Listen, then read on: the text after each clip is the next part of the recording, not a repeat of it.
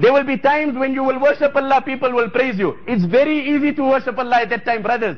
The time to worship Allah is when you stand up and people insult you. And before the world can insult you, the first to condemn and criticize and ridicule that noble beard of Nabi alayhi salam will be your wife and your children. If you want to enjoy the sweetness of this kalima that you have been reading from the day you open your eyes, Allah's qasam, take the opportunity of obeying Allah when people oppose you. You will get such sweetness and such pleasure that no food and no drink is given to you till today.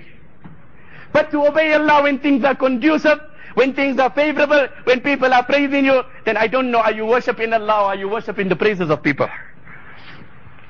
Siddiq Akbar radiallahu anhu calls Umar radiallahu anhu. He asks him for support. Umar radiallahu anhu says, no, let's be passive.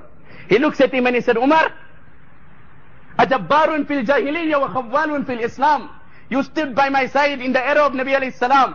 Rajawtu nusratak. I was depending on you and you were the first to be against me. Sa'id al-mimbar. Then he came and he ascended the pulpit.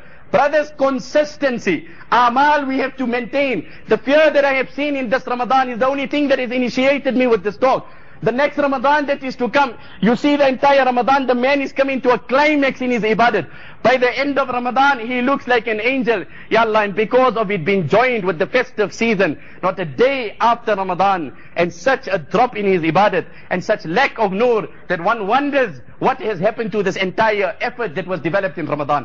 Sa'id al-Mimbar, he gathers the pulpit, and then he tells people, listen here, Nabi alayhi salam was there to maintain piety in us. We are those that will see the command of Allah. And he says, Inna Allah ta'ala ba'atha Muhammadan sallallahu alayhi wa sallam wal haqqu kullun sharid wal islamu gharibun tarid qad ratta habluhu wa qalla ahluhum.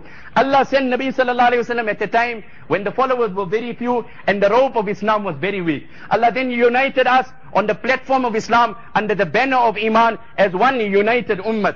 Allah's qasam, in whose control is my life. The words, I will quote the words, the khutbah of Abu Bakr. Wallahi abrah, wallahi aqumu bi amrillah, wa ujahidu fi sabilillah. I will stand here and I will wage war with those that refuse to pay zakat. If it is me against the entire Arabian Peninsula, or my Sahaba, or my companions, or the companions of Nabi alayhi salam, I will stand for that which I did in the life of Nabi alayhi salam. Those amal of Ramadan have to continue. Those amals of Makkah and Medina have to continue. It has to be some consistency. I will continue and I will wage war. If in the process I will die, I will prefer that. But Allah's qasam, as long as I am living, ayunqasu deen wa ana hay, can I allow deficiency to come into deen while I am in charge of the reins of the Islamic empire? law ikhtatafatni al-kilabu wad-dhi'ab.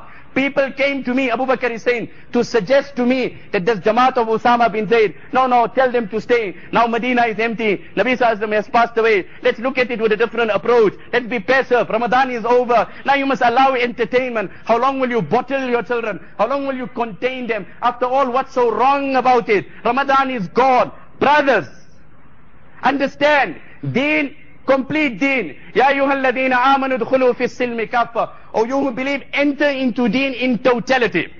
What did Siddiq Akbar say? Allah's qasam, if the dogs of Medina bite on my body and drag me in the streets of Medina, the naked eye of Abu Bakr can see that. لو اختطفتني الكلاب والذئاب لم أرد قضاء قضاه رسول الله صلى الله عليه وسلم. But I don't possess the authority and I'm in no position to withhold that Jamaat which the Nabi of Allah dispatched with his hands. How can I alter my piety and my attitude? أي سماء تظلني وأي أرض تقلني. You tell me, if I change my piety after the demise of Nabi alayhi salam, which sky will shelter me and which earth will bear me? I will stand up and I will continue doing this. Sahaba were emotionally moved. They had realized that spirit which had weakened. Verily from the very demise of Nabi alayhi salam there has been change. Anas radiallahu anhu said, we hardly, the sand that was on our hands from the grave of Nabi alayhi salam, we did not even dust that sand off our hands and we already felt the condition of our heart changing. Immediately, from the very demise of Nabi alayhi salam, the difference came. But Siddiq Akbar radiallahu anhu demonstrated such a role of consistency that someone came, and I end with this riwayat, someone came to Sayyidina Umar radiallahu anhu and he said, Anta khayrun min Abi Bakr. O Umar, my personal opinion is that you are much more pious than Abu Bakr. So Umar radiallahu anhu said, Wallahi la laylatun min Abi Bakr, wa yawm khayrun min Umar wa ali Umar. I swear by the grandeur of that being in whose control is my life. There are two occasions of Abu Bakr, never mind the entire life.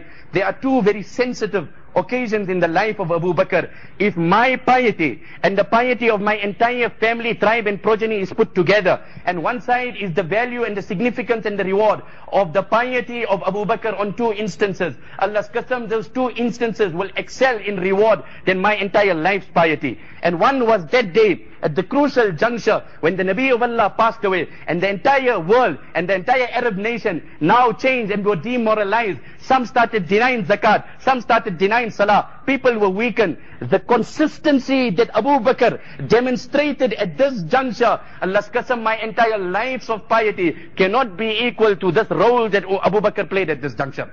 So in the same token, I terminate my talk with the same request. Brothers, at this time, when the entire family has now decided to sleep till sun will rise, how sad there are so many of our brothers and sisters, they have been deprived of prostration before Allah in the early parts of the morning.